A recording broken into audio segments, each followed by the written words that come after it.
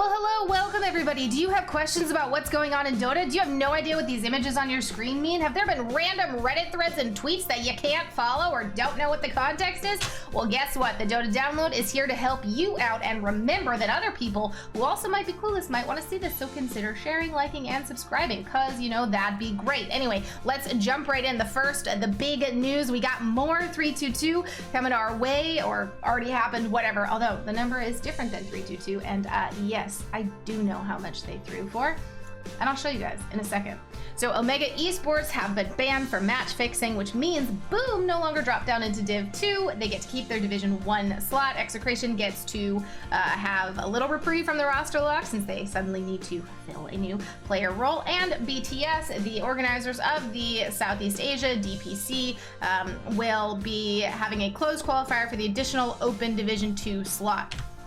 So that is going to be on Friday, November 26th. The format is there's a match between open qualifier semi-finalists, losers, and then the winner of that match goes against the runner-up from the open qualifier. There's a lot of numbers, it's kind of confusing, but here are the teams that you're going to be watching on Friday the 26th. Kobolds, Interactive Philippines, and Atomic Esports. Now, as far as that number, it was $1,000 US. That's how much it was for. Moonlim_Dota, the one who kind of helped expose this match fixing, also the co-owner of the studio that put on the tournament. And according to Moon, they were betrayed, they wanted to leave, they wanted to put a stop to it, but Bad Guy did not allow that to happen. So Moon, before matches, always says, hey, integrity is important. If we receive news of match fixing, we will report, we will go after evidence, please talk to me, please let me help you, etc. So went through emails, months of work, communicating with Valve, BTS, etc., and finally managed to bring this to light. Now the next piece of news that is buzzing around everywhere, they're called Bumble Bees, it's buzzing. So Go Papayas, a streamer, says, this is the tweet you've been waiting for. Yes, this is me. No, my team did not buy the slot. Why? Because the current slot system is broken and I love my girls. No, we do not represent all women in Dota, only ourselves. Yes, we plan on taking this seriously and having fun. So there was quite a bit of surprise when this team, Butterflies, Fairy, Papaya, Michelle, and Hotaroos, was registered. And now the backstory here is that Hotaroos owned the slot from Bumble Bees, who most recently played in the TI-10 qualifiers with Eternal Envy, Ryo, King RD, Z-Freak, and Moo. And with the way the DPC works, whoever owns the slot gets to keep the slot, even if you change out the entire roster. For instance, what OG has done, which we are not covering in this video, but if you didn't know, OG has an entirely new roster this time around with No Tail going to be there to kind of help guide and grow the team.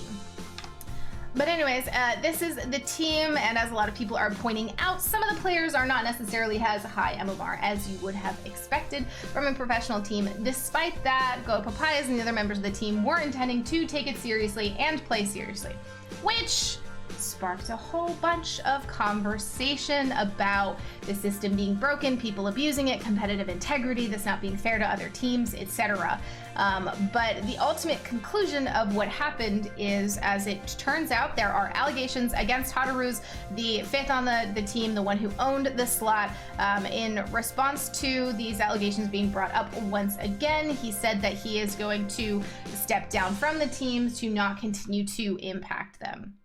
And then according to Dota Valkyries, an organization within the scene that looks to advance, women in Dota and help foster community growth and everything, says we've been in contact with a member of Team Bumblebee. The women on the team weren't aware of the accusations before agreeing to play, and we want to commend them for confronting the slot owner once they learned more, resulting in him stepping down from the team.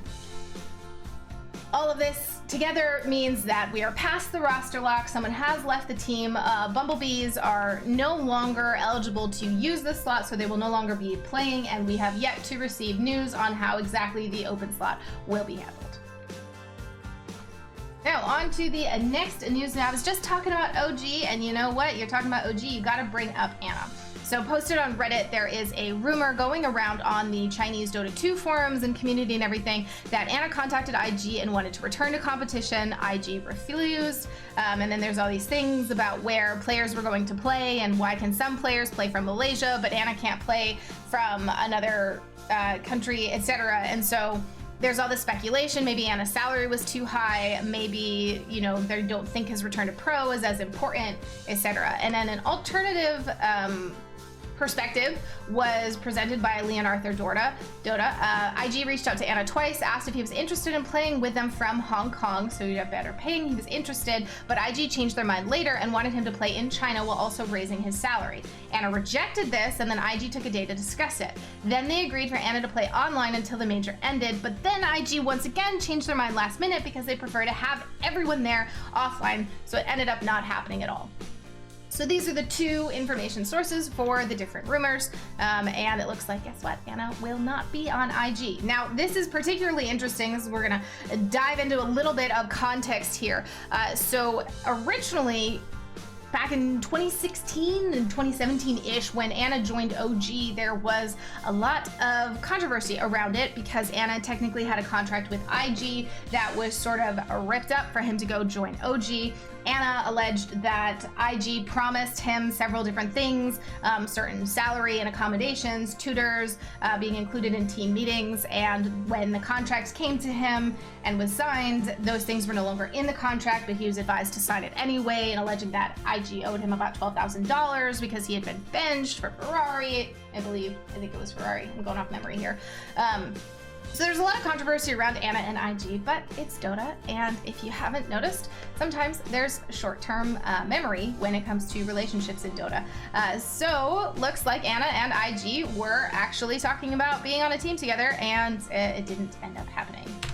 Now, on to the next piece of news, communication from Valve. What a thing.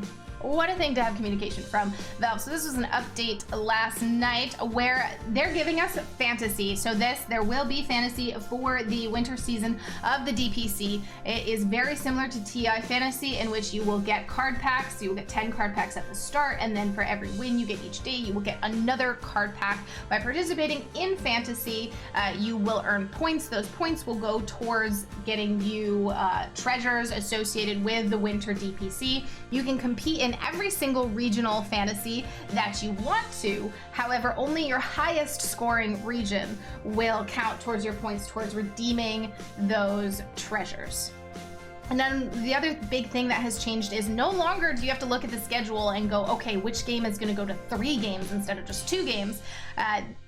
Every single match, the 2 best games of the winning team will be used to score for your fantasy placements.